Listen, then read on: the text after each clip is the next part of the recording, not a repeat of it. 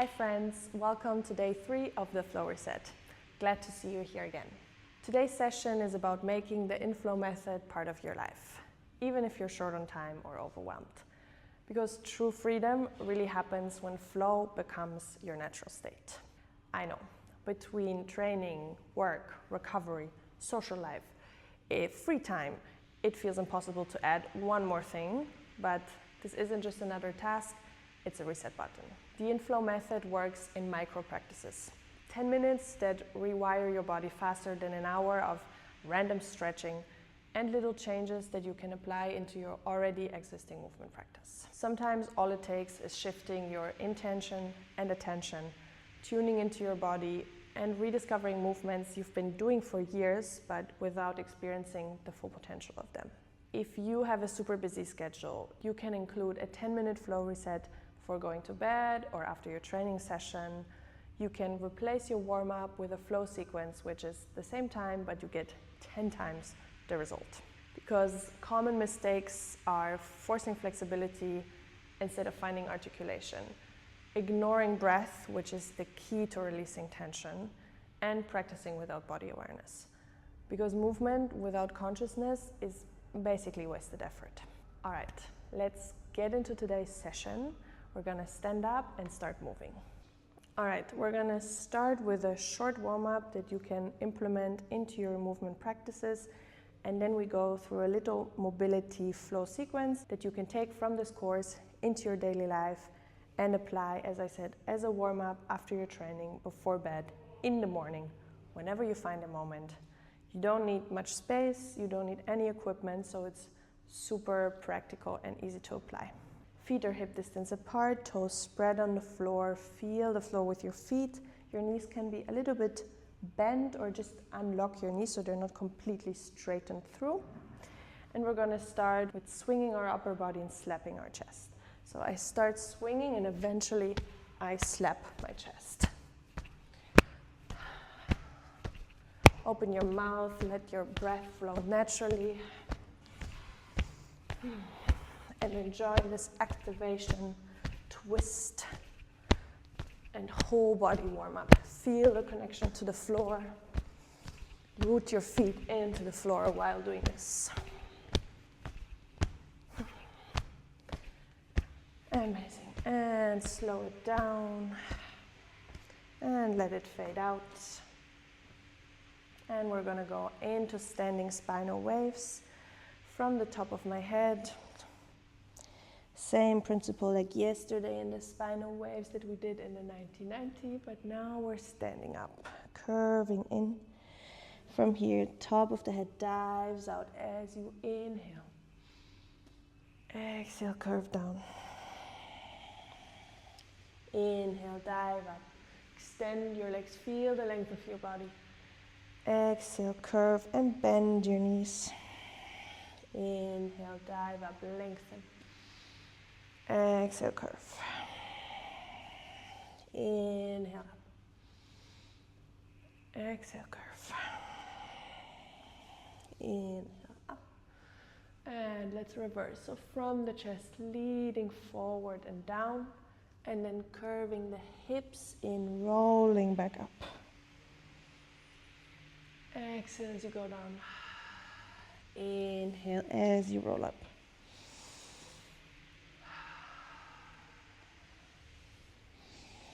Let this ripple travel through the whole body, all the way to your head. Make sure that your neck is not blocked.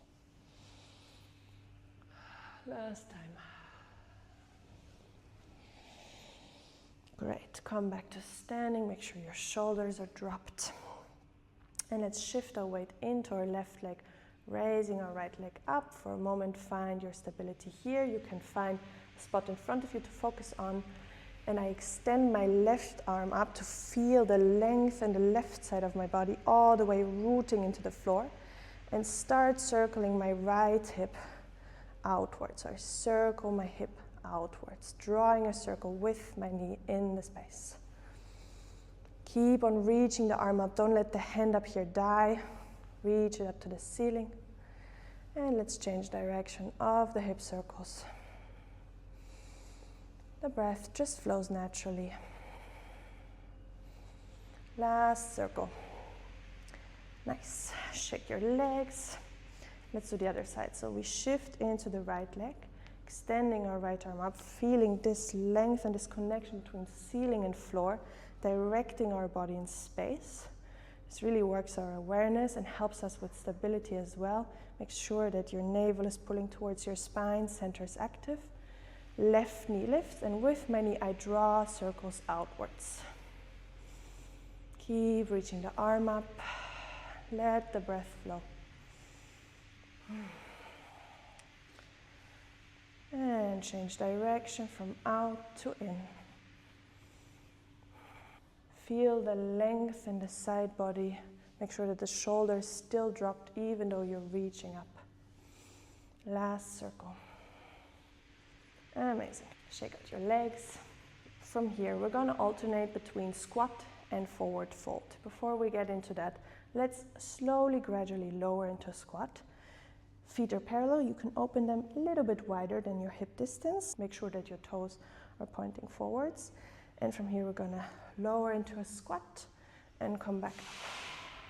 Lower down, come back up. Each time you lower, try to go a little bit lower. It helps breathing out when you go down. Inhale as you come up. Breathe out. Inhale up. Even lower. Inhale up.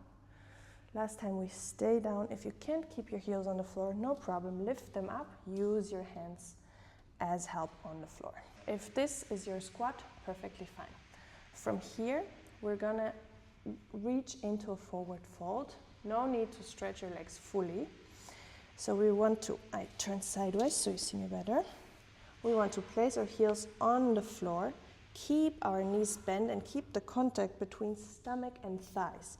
So I do not want to compensate by curving my back just to lengthen my legs. Rather, keep my legs bent, apply the tilt of the hip that we learned yesterday, keep the stomach on my thighs and my back long. Hands can be on the floor. If they're not on the floor, you can just place them on your legs as well, no problem. From there, we go back down to squat. Exhale, extend your legs. Not fully, just a bit. Inhale, come down. Exhale, extend them a bit. Inhale, down. If you're in full squat, then you can just have your hands on the floor, on your ankles, your knees, wherever is comfortable. And from there, extend your legs, but keep the contact with your thighs.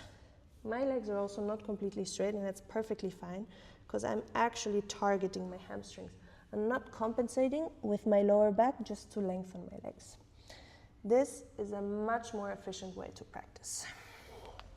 Keep going from whatever squat into whatever forward fold version you have. Keep going with your version, either heels on the floor in squat or lifted. Either possibility is fine. One more time.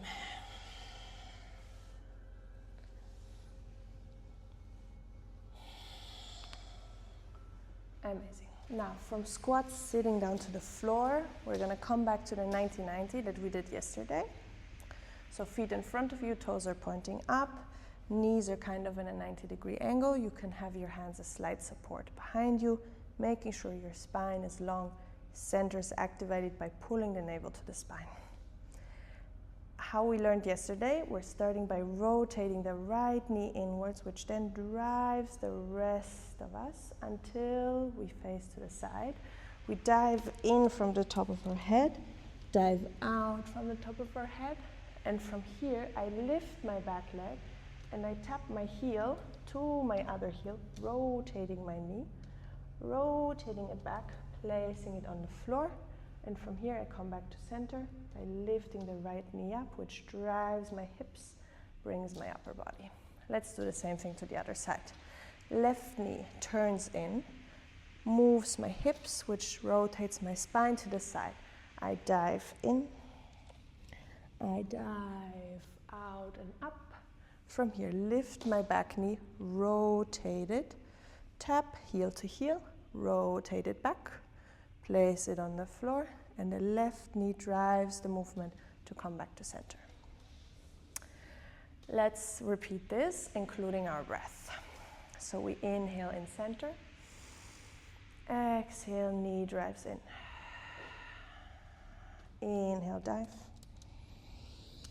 Exhale, come to center. Inhale, tap. Exhale, place. Inhale, come back to center. Exhale, other side. Inhale, dive. Exhale, out. Inhale, heels tap. Exhale, place it back down. Inhale, left knee brings us to center. Again, drive the right knee. Inhale, dive. Exhale, up. Inhale, tap. Exhale, place. Inhale, come back to center. Exhale, other side. Inhale, dive. Exhale, up. Inhale, tap. Exhale, place. Inhale to center. Great. Now with this short mobility sequence, you can really target your hips, your spine, and also learning how to flow through. It creates this whole body connection that twists you, curves you, arches you. You work on your hip rotation. So this is the perfect little mini flow that you can apply before, after your training, in the morning, in the evening. Whenever you find a little spot on the floor, drop down and do it. That's the end of today's video. Thank you for joining day 3 of the Flow Reset. Make sure to check your inbox tomorrow. I have a special announcement that takes this freedom you've discovered and turns it into lasting transformation. Don't miss out on that opportunity and can't wait to see you in the next one. Thank you for joining me. Bye bye.